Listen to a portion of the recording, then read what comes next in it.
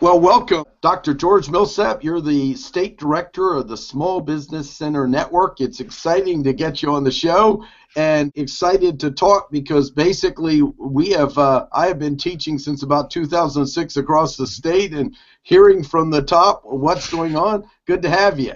Well, it's fantastic to be here, Martin. Appreciate the invite. I really want to start back on your words on what the small business centers have to offer across the state, because to me, I want everyone to know about it that's working Right. with a small business. Well, I appreciate that, Martin. To do this, I think what I'll do is I'll share a screen, if that's okay, to show everyone the mission of the Small Business Center Network, and that should be coming up in just a moment.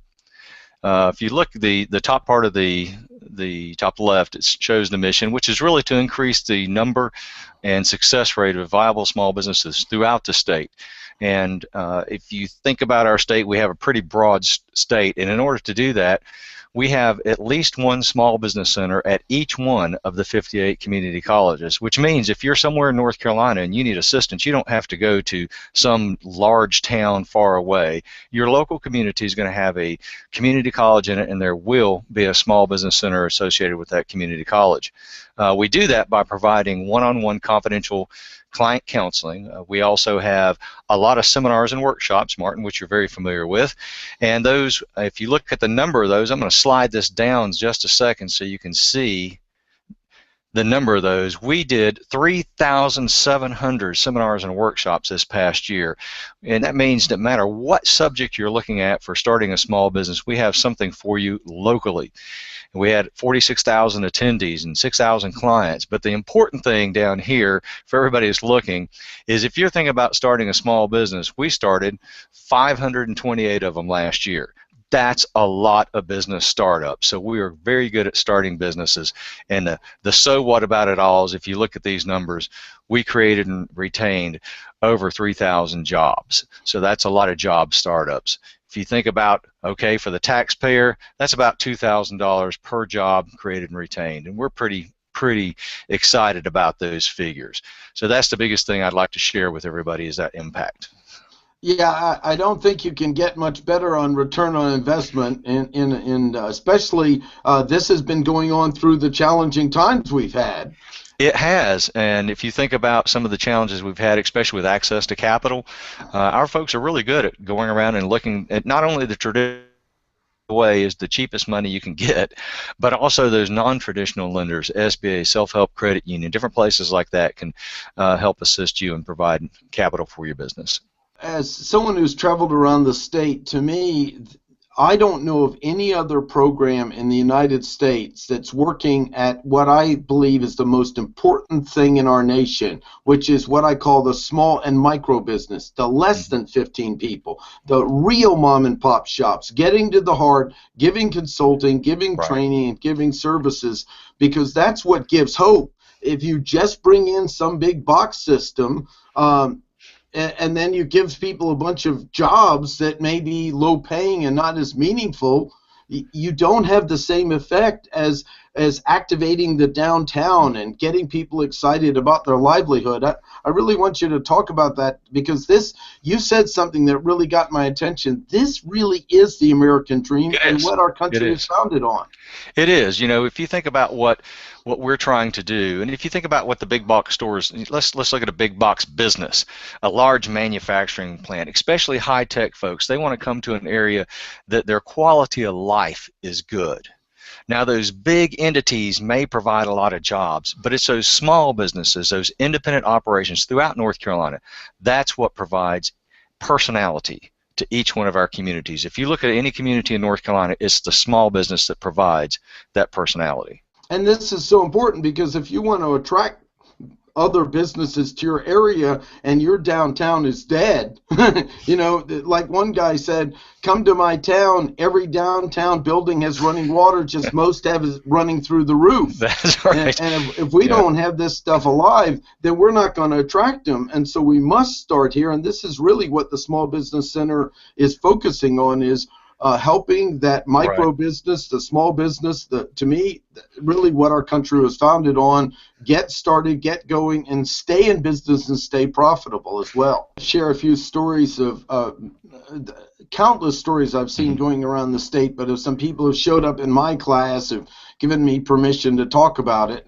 And one is a Big Mill Bed and Breakfast.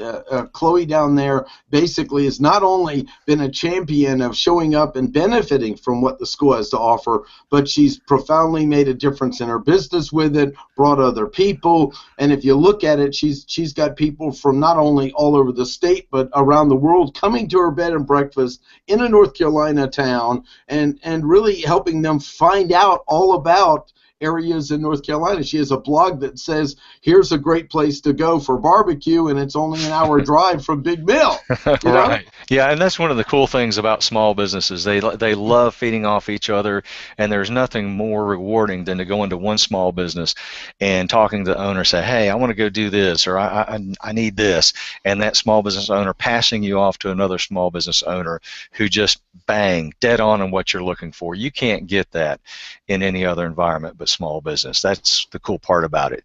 And one of the other things I love about the Small Business Center Network is, to me, I'm most proud that we mirror North Carolina. So if you look at the number of women in North Carolina, we have a proportionate number of women that attend our seminars and women who go to counseling and women who start businesses, and that's important. If you look at the number of minorities, bang, dead on match. If you look at the number of people in the rural communities compared to the urban communities, bang, spot on. So the Small Business Center Network, because we are so broad, we touch everybody equally, and we really are proud of that. Well, George, this is sort of like entrepreneurship, isn't it? It sure is, Martin. As you see, we had a little bit of technical difficulty. The handy-dandy desktop that's sitting over there didn't work well, so what we did is we adjusted. Now I'm operating on an iPad and coming to you via that method.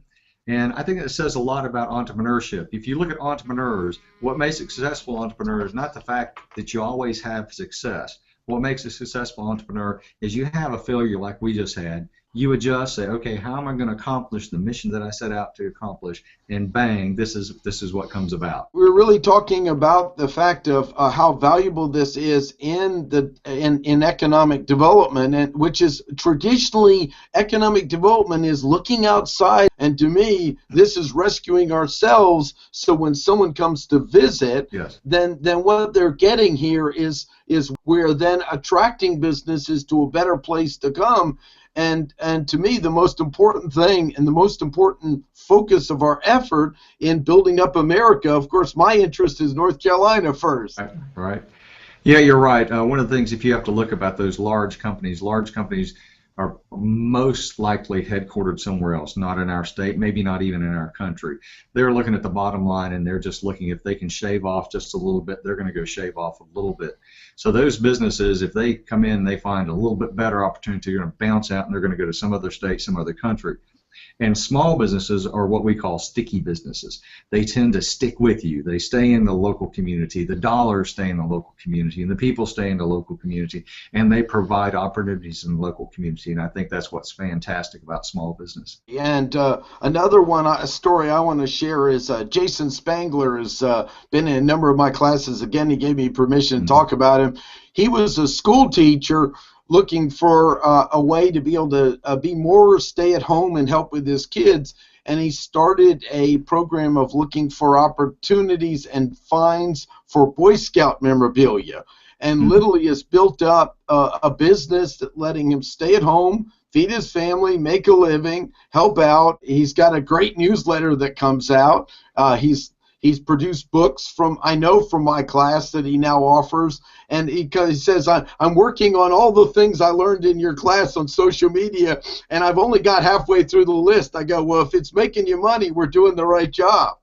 Right. You said two important things there. One of those is that if you work for a large company, you're going to have to model yourself after what they do. You're going to have to work the hours they work. You're going to have to work the style they work, and you're going to have to do what they want to do.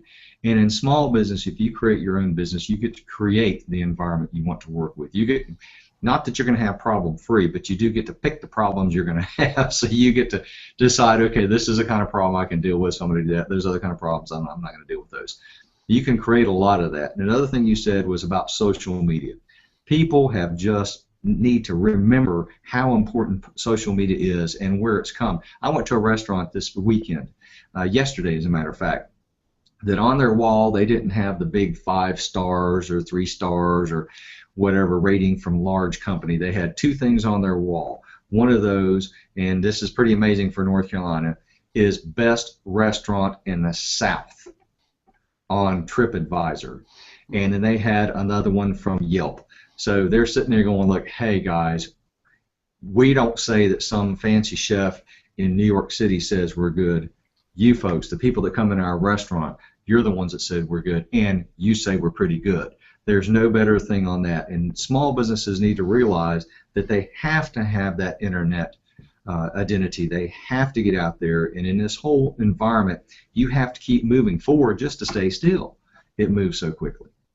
You know, that's such an important point, because I'll go into a small town that's now upgraded their town with beautiful flags, and then I'll look it up on my smartphone, and it'll look like a ghost town. You know, Yeah. it'll literally look like, and the tragedy is they don't realize that they can come to our classes and learn how to just get on the maps, and most of it's just free. You just Yes. have to make the effort and do it, and that's travel through money. That's critical money that's there, and to utilize these resources so that we can. This is creating real revenue coming into our town and dropping the money. And many small towns don't mind if I come, visit, stay a while, and leave too, and come back. That is very true, and I think that if you look at small business, even a small community, all they have to do is go rate each other. You know, you don't have to rely on just the visitors are coming in. You can go in and say, okay, I'm going to go over to your restaurant and rate your restaurant. You can rate my dress shop. We'll go down. We'll rate the insurance agent down the street. We'll rate each other, and you start eking up in that social media stuff and Google. And there's some tricks that you teach people about on how to ensure that you kind of eke up in that Google search, and that's so important these days, because when people travel, that's how they do it. Yeah, and I want to make a real important point, George, because you mentioned it. Don't game the system. Do it right. Listen for those raving fans, and then help them give the reviews. Yes. What I'll see sometimes is they just try to overdo it, and they're taking all those reviews down now because they can't afford it. So do it the right way, the way we teach, and make sure you get it. And then not only that, in social media, you've got a Shop Local program. Well, if they talk about it from business to business on Facebook, now we're creating the social signals that's drawing in the outside business to see what's exciting about it. And this is to me what's available for them to learn in classes. Right, that's true. That is so true. And one of the things I like to say is that if you have the need for some of this training, all you have to do is go to our website, which is www.ncsbc.net. And in the center of that is a thing, latest news, training events, and we have thousands of them. So you're going to have to kind of narrow it down, because it will only give you 100 different options at a time. So you're going to have to narrow it down to what type of thing you want to learn. And almost all of those are free of charge to anybody that wants to attend. Yes, and one more thing I want to bring up is this is an exciting thing because it's in cooperation with the community college. Would you talk about that? Because sometimes they're a little confused. Okay, SBC, Small Business Center, and then community college, but really it's a terrific system of working together. And would you talk about how the opportunity of having them both next to each other and interconnected to each other? Yeah, really, the Small Business Center Network was created in the early 1980s, and it was the same time that SBTDC was created in North Carolina. And back then, the SBTDC was at a couple of major universities, and you think about major new universities, they're located in urban areas. And we had some powerful legislators at that time that were rural legislators, and they said, gosh, that's a great program. I'd love to have that here. Only problem is no university. So what they looked is they saw, hey, we do have a community college. So they created the Small Business Center Network really as a rural alternative to the urban or more urban SBTDC. And then they created us with a bigger focus on education than the SBTDC. So we do have one-on-one counseling, but really one of the things that we're fantastic at is that education, that training aspect. So as things came along, every one of the small business centers, or every one of the community colleges got a small business center, and pretty much all of the universities got an SBTDC. And that's so no matter where you go throughout this state, you can get assistance from either network and can give you extremely valuable assistance to get your business started. And if you're having problems, don't forget we are good at that. So if you're out there and you're a struggling small business, come to the SBC, come to the SBTDC, come somewhere and get some assistance. And if you hear the phone, that's because I can't mute that thing. Well, it's also probably someone wanting assistance, so we'll wrap it up soon. So that'll help it. The other thing that you love to brag about is our directors, and I tell people when they come, they have the consulting for people often who have run businesses before, incredible qualifications there that would cost them thousands of dollars if they were hiring someone for consulting. And behind them is it 57 other directors that can help. Mention that a minute as well. Yeah, that's an important thing because each of our small business centers, they're staffed by real people. You're not looking at a website that you're just getting some Google search thing. Our small business center directors, the vast majority of them have prior small business ownership experience. And if they didn't own it, then they were the lead manager in a small business. And then they also have a diverse educational background. We have attorneys, we have accountants, we have pretty much anything you want. And it's not just that one person you're dealing with. If you call a small business center director and you come in your meeting and you say, okay, I want some assistance on something, whatever it may be, and they're not familiar with it, they do a blast out to the other SBCs and say, hey, I have somebody that has this issue. Has anybody else seen that? And chances are they have.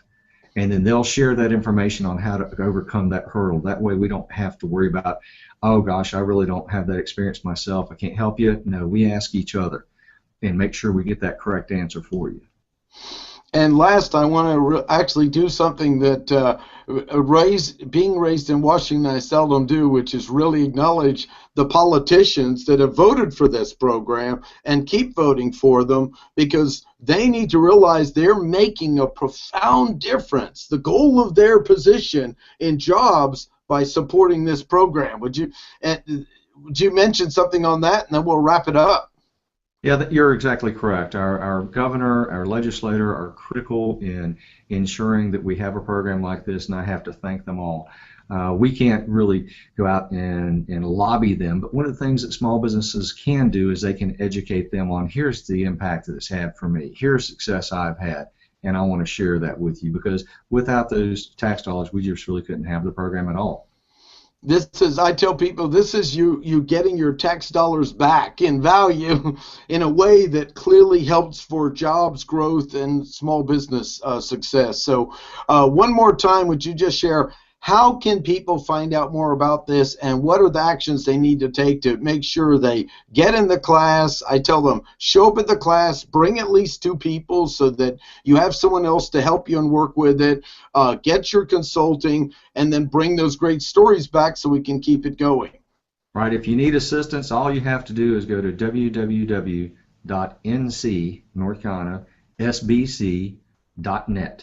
And at the top of the page, if you need some counseling assistance, it's the little thing that says contact your local small business center. Up pops a map. You probably know where you are. Click on where you are on the map, and it'll tell you the right person to go through. So you don't really have to filter in. I even know where I live. So you can click on that, and if you need those training events, and they're further down.